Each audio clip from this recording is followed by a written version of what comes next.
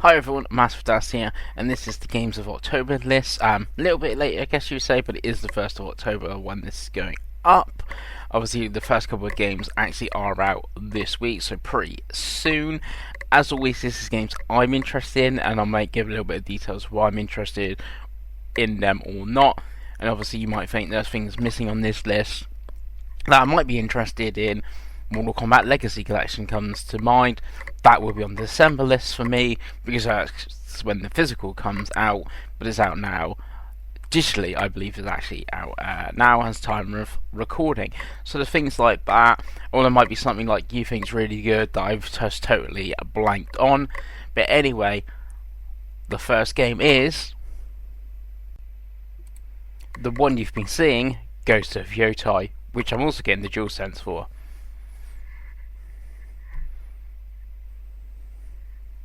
Then we have Super Mario Galaxy 1+2.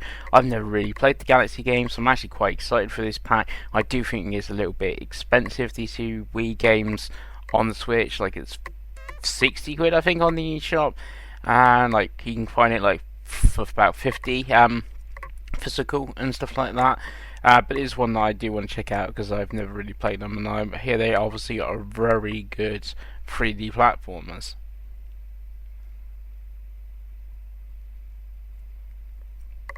Then we have a Digimon. So reviews landed for this today. I think it's in the 80s and stuff on OpenCritic, and you might have seen there's a demo. I have downloaded the demo. I'm yet to play it. It's one that I kind of want to check out. It looks like it's got a little bit more budget on it. This Digimon game, but with Ghost of Yotai and the Mario games out, and obviously other stuff in my backlog like Silent Hill F. Not backlog because I currently play it. This is a little bit. I'll come back to this one in a little bit while. Then we got Dreams of Another. This is from Pixel Junk. They're also porting Pixel Junk Eden, I believe. And there's a pack we can get this and that together, and that's £38 on the eShop. So I do want to check this one out. But for 38 quid, I know that's with the second game. It's quite a bit of money digital, so I put it on my wish list and see if it goes on sale. Obviously, I only really want to play this game, but I think it's not that much more, and you get both games.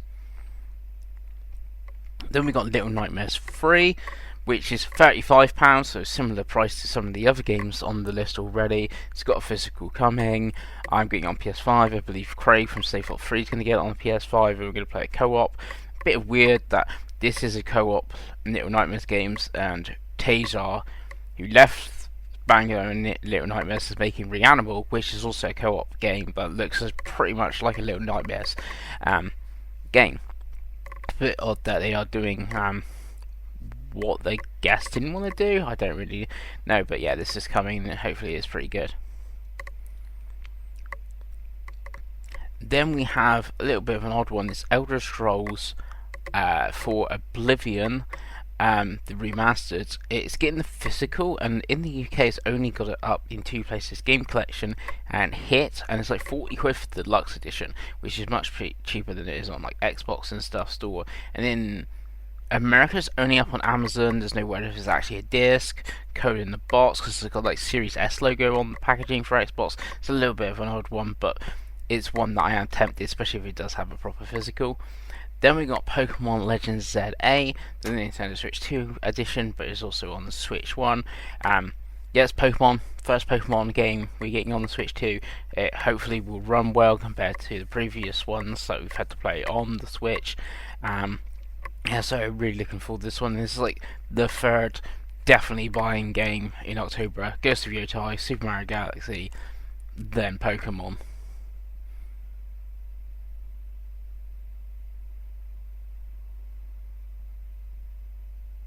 Then we've got Keeper from Xbox, and Xbox have a very good October. If anything justifies the £23 it is for now Game Pass Ultimate, it's October for what they're putting out. Keeper is a new game from Double Fine. It's one that I actually do want to play, and I might resubscribe to Game Pass. I am playing on PC, so I have a PC Game Pass option, which is like for £14 now, so it's not too bad, and it's definitely one I want to check out. And yeah.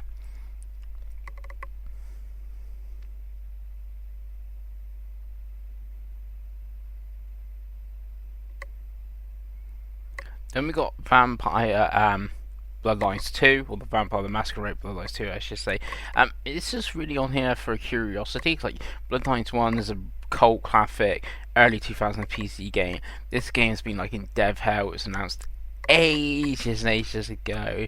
So I'm like, is this game actually going to be good? Is it actually coming out? Like, I'll believe it when it actually does, pop up on the, PSN and people are actually streaming it and stuff like that. But that's why it's here. I'm very curious about this title. Then we've got another Xbox published game. Like I said, they have a very good October. So we've got Ninja Gaiden 4. This obviously is launching day one on PlayStation. That's where I might pick it up and not play it on Game Pass. I much sooner play it with like a controller on my TV and stuff. What's putting me off playing it right away is I've not played Ninja Gaiden 2 Black yet, and I bought an Asian import for that on PS5, so I feel I should play that before playing this, because I've already spent money on that and get it in my backlog than playing much more Ninja Gaiden. Then we've got Dispatch. So this is an episodic game that looks a little bit like that Invincible series. I've not actually watched it, but that looks like that, and like you're like a superhero, ex-superhero in a call center and stuff like that. Like I said, it is episodic. It's 8 episodes, 2 a week for 4 weeks. So it's one that like I'm very interested in, but more once it's all said and done. And I'm sure I've seen somewhere like a physical box art, so I guess they'll do a pack with all 8 episodes in. Then more Xbox is Outer Worlds 2. Yeah, weird one. This is like a big game, but I've like not really that buzzed about it or seen much buzz around it. Like, I did play Avowed at the start of the year. I played a couple hours, did not really get into that. I did like Outer Worlds 1, but I was like, I've not really seen anything that makes me go, oh yeah, I need to play Outer Worlds 2. Then we got Arc Raiders. This is on here a little bit for like Vampire the Masquerade. More of a curiosity. This is an extraction shooter, not a genre I've really played. I know, like, is it Tarkov or Daisy or something? There was like a big one, and obviously you got Marathon coming. And out of what I've seen of the extraction shooter, this looks like the best one and the one to play. I don't think I'm going to go pick it up, but it's one that I would be curious to check out. Then we got Dragon Quest 1+2 HD. This looks good, it's mostly gonna be good, but 3 is technically the first one, and I've not played 3, and this HD 2D style is getting a little bit boring now. And you've got Elliot coming next year, and Elliot is a action RPG instead of a turn-based RPG, so I'm more interested in that, because it is slightly different, but this does look a pretty decent title. Then to round out the month is Virtual Fighter 5 Revo World Stage. This is like the 4th version of Virtual Fighter 5, and we are getting a proper new one by RGG at some point.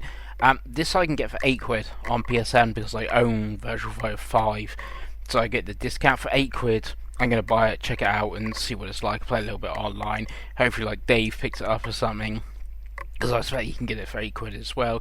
So yeah, I'm interested in that. And that's everything for October that I'm interested in. Like I said, is there anything I've missed? Anything I've pointed out to you that you might be like, hey, I didn't know Virtual Fighter was coming out in October. Leave a like and comment, all that good stuff. Anyway, I'll be Masofdas. See you again.